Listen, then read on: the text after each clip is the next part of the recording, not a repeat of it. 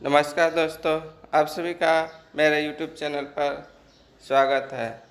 आज के इस वीडियो में हम सभी एग्जाम में पूछे जाने वाले हैं बायोलॉजी के महत्वपूर्ण प्रश्न को लेकर आए हैं। यह सभी प्रश्न एग्जाम में बार बार पूछा जाता है। चलिए शुरू करते हैं आज का वीडियो। लाल रक्त कणिका का जीवन काल कितना होता है? 120 दिन। आत्मघाती थैलियों के नाम से जाना जाता है लाइसोसोम। पीयूष ग्रंथि को नियंत्रित करने वाली ग्रंथि है हाइपोथैलेमस ग्रंथि। थायरॉक्सिन की कमी से होने वाला रोग है घेंघा रोग। प्रथम कोशिका की उत्पत्ति किस स्थान पर हुई? जल में। कोशिका का शक्ति गृह है माइटोकॉन्ड्रिया। लाइसोसोम की खोज किसने की? डी दुबे ने। प्राणी में सबसे लंबी कोशिका है तंत्रिका कोशिका। वयस्क लाल रक्त कणिकाओं में नहीं पाया जाता है केंद्रक। मानव शरीर की सबसे छोटी कोशिकाएं हैं लाल रक्त कणिकाएं। मानव शरीर की सबसे कम जीवन काल वाली कोशिकाएं आहार नाल की कोशिकाएं। कोशिका द्रव्य में कार्बोहाइड्रेट की मात्रा होती है 1%। मानव शरीर में पाए जाने वाले अमीनो अम्ल की संख्या है 20। मानव शरीर की सबसे बड़ी ग्रंथि है यकृत। भोजन के प्रमुख अवयव होते हैं वसा, प्रोटीन और कार्बोहाइड्रेट। मनुष्य में 1 मिनट में श्वसन दर होती है 12 से 18 बार। बिच्छू में श्वसन अंग होते हैं पुष्ट फुफ्फुस। जन्म के समय शिशु में श्वसन दर होती है 35 बार प्रति मिनट। श्वसन दर सबसे कम होता है सोते समय। हृदय की स्पंदन की जांच करने की प्रक्रिया कही जाती है ईसीजी। रक्त होता है क्षारीय। फेगनोमेनोमीटर से मापते हैं रक्तदाब। एंटीबॉडी का अभाव होता है रुधिर वर्ग ए और बी में। शरीर में रोग प्रतिरोधकता के लिए जिम्मेदार होती है श्वेत रक्त कणिकाएं। मूत्र के साथ ग्लूकोज का निकलना किस रोग का संकेत है? मधुमेह। मनुष्य के मस्तिष्क का भार होता है 1400 ग्राम। कोहनी की संधि होती है कोर संधि। मानव शरीर की सबसे छोटी अस्थि है स्टेपीज कान की। मानव शरीर की सबसे बड़ी अस्थि है फीमर जांघ की। मानव का मेरुदंड कितनी अस्थियों से मिलकर बना होता है? 33।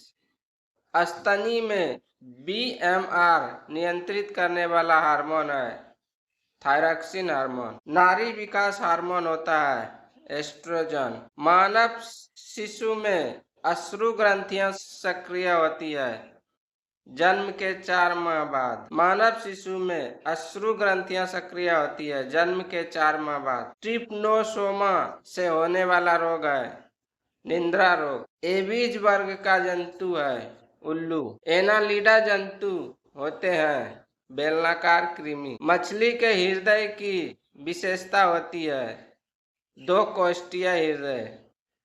टिटनस के लिए टीका है डीपीटी। एक नवजात शिशु के जन्म के समय कितनी हड्डियां होती है? 306। मलेरिया के उपचार में प्रयुक्त एंटीबायोटिक दवा है क्लोरोक्विन। ऊंट के कुबड़ का निर्माण किस ऊतक से होता है? वसामय ऊतक से। स्तनधारियों के सूत्र में प्रमुख उत्सर्जी पदार्थ होता है यूरिया। मानव शरीर की मास्टर ग्रंथि है पिट्यूटरी ग्रंथि। मानव में अंडे का निषेचन होता है फैलोपियन ट्यूब में। रुधिर में ऑक्सीजन के परिवहन का वाहक है हेमोग्लोबिन। मानव शरीर में उपस्थित जल की मात्रा है 70 से 80%। जनन अंगों के सही ढंग से कार्य करने में मदद हेतु आवश्यक तत्व है मैग्नीज। जनन अंगों के सही ढंग से कार्य करने में मदद हेतु आवश्यक तत्व है मैग्नीज। कोशिका की अनियंत्रित वृद्धि से होने वाला घातक रोग है कैंसर। दांतों का इनेमल बनाने में सहायक खनिज है फ्लोरीन। विटामिन डी की कमी से वयस्कों में होने वाला रोग है ऑस्टियोमेलेशिया। टुंडू रोग पाया जाता है गेहूं में। मनुष्यों में संवेद ग्रंथियों की संख्या होती है 25 लाख। माइटोकॉन्ड्रिया की संख्या सबसे अधिक होती है मस्तिष्क की। विटामिन ए का रासायनिक नाम है रेटिनॉल। बालों के अध्ययन को क्या कहते हैं? ट्रिकोलॉजी। शरीर का सबसे बड़ा अंग है त्वचा। वृक्क में पथरी बनने का कारण है ऑक्सीलेट्स। कोशिका में सबसे बड़ा कोशिकांग है गोल्जी का। कौन सा पादप अच्छा प्रकाश संश्लेषी है? गन्ना। छुई मुई पादप के पर्ण स्पर्श से बंद होने एवं खुलने की गति को कहते हैं कंपानुकुचनी गति। पादप जिसकी पर्ण से नया पादप जन्म लेता है पत्थर चट्टा। मलेरिया रोग की खोज का श्रेय है सर रोनाल्ड रॉस को। मानव नेत्र में लेंस होता है उभय उत्तलीय।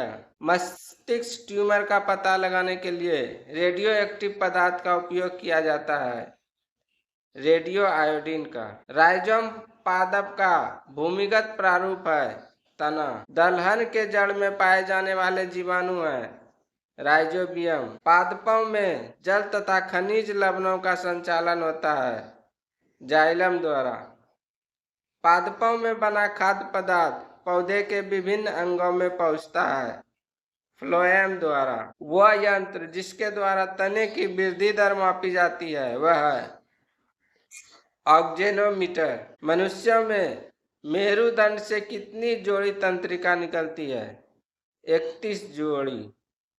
सबसे लंबा कृमि है टेप कृमि। कपड़ा सुखाने तथा दूध से मक्खन निकालने वाली मशीन कार्य करती है अपकेंद्रीय बल के सिद्धांत पर।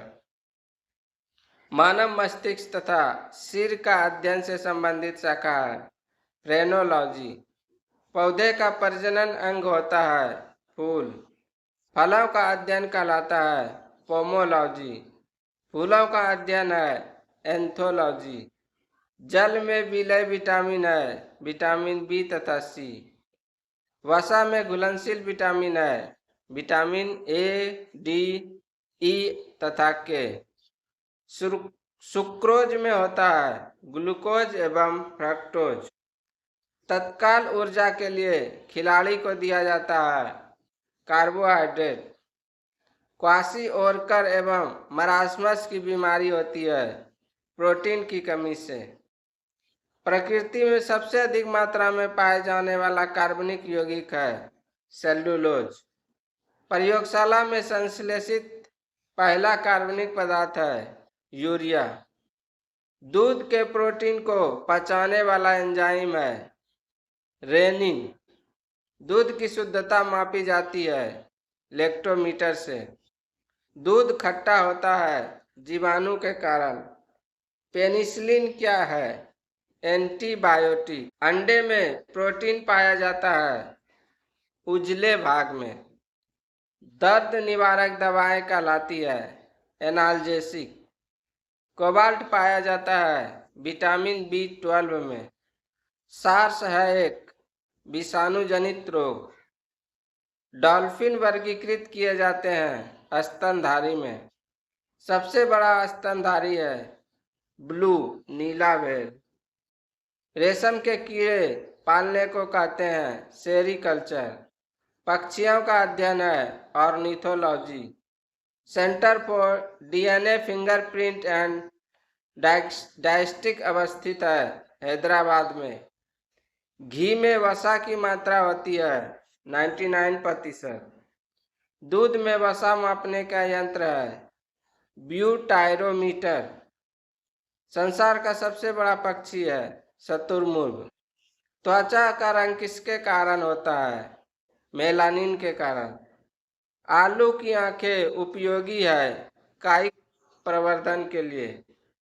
पत्तों में दिखाई देने वाली शिराएं काम करती है चालन का। गन्ना के पौधे प्रायः कायिक प्रवर्धन द्वारा संवर्धित करने का कारण है क्योंकि इनमें बीज पैदा नहीं होते हैं। पौधों में जाइलम उत्तक निम्नलिखित में से किस पदार्थ का संवहन करती है? पानी का। मूल ग्रंथिकाएं आमतौर पर निम्नलिखित में से किनमें पाई जाती है? पत्तीदार पौधों में। अफीम पौधे का उत्पाद है जो प्राप्त होता है सूखी रबड़ चीर यानी लेटेक्स से। पादप द्वारा बड़ी मात्रा में अपेक्षित तत्व है नाइट्रोजन। वनस्पति इनके अवशोषण में प्रभावी होती है प्रदूषण गैस का। एक वृक्ष की आयु का पता किसके द्वारा लगाया जा सकता है? वार्षिक वलयों की गिनती करके। पादपों द्वारा अवशोषित जल का अतिरिक्त अंश किसके द्वारा बाहर निकाला जाता है? वाष्पोत्सर्जन के द्वारा। पौधे किसकी अधिकता के कारण मुरझाने लगते हैं? वाष्पोत्सर्जन। जल संवर्धन पौधे के कर्षण की एक विधि है मिट्टी। उत्तक संवर्धन की अवधारणा किसकी थी? हेवरलैंड्स की। किसमें रखे जाने पर कोशिका का आयतन बढ़ जाता है? संप्रासरण-दाबी घोल में। उत्तक जिसके बाह्य त्वचा बनती है वह है त्वचाजन। डंबेलाकार द्वार कोशिकाएं किसमें होती है? गेहूं में। डंबेलाकार द्वार कोशिकाएं किसमें होती है? गेहूं में। एकल ससीमाक्षी पुष्पक्रम किसमें देखा जाता है? पापरा में। एक मृदुतक कोशिका जो कि कोशिकीय अजैव पदार्थ संग्रह करती है क्या कहलाती है?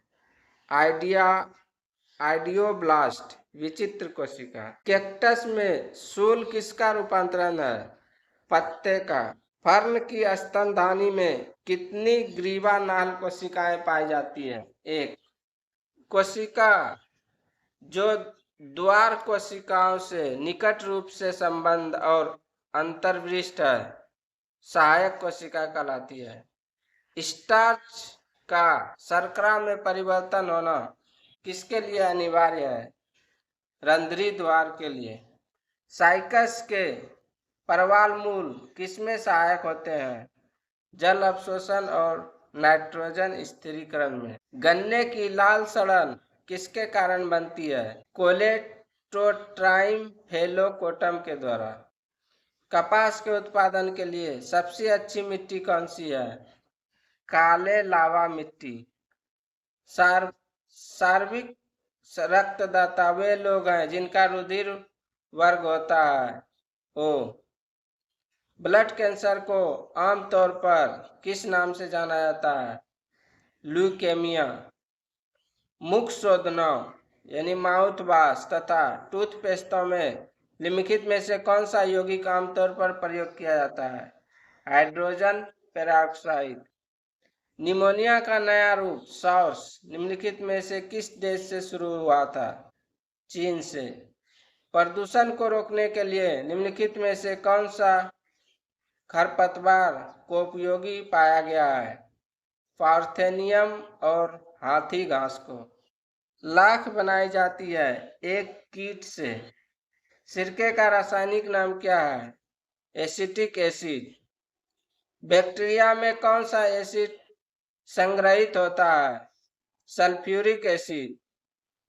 निम्न में से कौन कीटहारी पादप है? ड्रोसेरा। किस संयुक्त राष्ट्र सम्मेलन को पृथ्वी शिखर सम्मेलन नाम दिया गया? पर्यावरण एवं विकास पर 1992 में संयुक्त राष्ट्र सम्मेलन। काजू की फसल पर एंडोसल्फान को छिड़काव के फलस्वरूप महाविपदा के स्तर तक प्रदूषण कहा गया था केरल में। जिसकी लाठी उसकी भैंस। सर्वाइवल ऑफ द फिटेस्ट लोकोक्ति किसकी है? चार्ल्स डार्विन की। ठोस अपशिष्ट पर प्रवेश पदार्थ के विलेपन को क्या कहते हैं? संपुष्टन। बायोस्टेटिन्स और डोलोस्टेटिन्स जैसे अपूर्व ट्यूमर रोधी एजेंटों का पता लगाने में कौन सा स्रोत विशेष रूप से फलदायक रहा? समुद्री स्रोत। 5 किंगडम वर्गीकरण किसने प्रस्तावित किया था? आर.एच. व्हिटेकर ने। कार्बन पदचिह्न किस प्रकार कम किए जा सकते हैं? अपशिष्ट पदार्थ का पुनर्चक्रण करके, ऊर्जा दक्ष उपकरणों का उपयोग करके तथा सार्वजनिक परिवहन द्वारा कम करते हैं। प्रसिद्ध चिपको आंदोलन किससे संबंध है? वृक्ष से। नाभिकीय विकिरण का अत्यधिक दुष्प्रभाव सबसे पहले मानव शरीर के किस अंग पर होता है? त्वचा पर। रेडियो सक्रिय स्ट्रोंशियम 19 के कारण कौन सा कैंसर हो सकता है? त्वचा कैंसर। जिस प्रक्रिया को माध्यम से अतिरिक्त प्रकाश ऊर्जा प्रकाश संश्लेषण में छितरा जाती है, उस प्रक्रिया को क्या कहते हैं? समन। प्रकाश अनुवर्ती संचलन किसके द्वारा नियंत्रित किया जाता है? ऑक्सीन के द्वारा। कार्बन मोनोऑक्साइड की विषाक्तता का इलाज किया जा सकता है प्रभावित व्यक्ति को स्वच्छ ऑक्सीजन से उद्भासित करके। प्रदूषित वातावरण से छोड़े गए विविक्त पदार्थ को प्रायः किस प्रक्रिया के दौरान फिल्टर किया जाता है? छींकने के द्वारा। प्रकाश संश्लेषण तथा श्वसन का सामान्य उत्पाद है जल। मानव शरीर में सबसे बड़ी धमनी होती है महाधमनी। स्तनपायी धून। स्तनपायी धून को उत्सर्जनीय उत्पाद किसके द्वारा बाहर फेंके जाते हैं? आप्रा यानी प्लेसेंटा के द्वारा। किन मूल इकाइयों से मानव के अतिरिक्त भाग तैयार किए जा सकते हैं? स्टेम कोशिकाएं से। निम्नलिखित में से किस भारी धातु की विषाक्तता यकृत सिरोसिस पैदा करती है? कॉपर। पीलिया किसके संक्रमण के कारण होता है? यकृत। अत्यधिक शराब पीने वाले व्यक्ति निम्नलिखित में से किस बीमारी के कारण मरते हैं? सिरोसिस। निम्नलिखित में से किसी कोशिका में अचल संपत्ति माना जाता है? न्यूक्लिक अम्ल को। आप लोगों को मेरा वीडियो कैसा लगता है कमेंट करके जरूर बताएं और वीडियो को ज़्यादा से ज़्यादा शेयर करें। जय हिंद, धन्यवाद।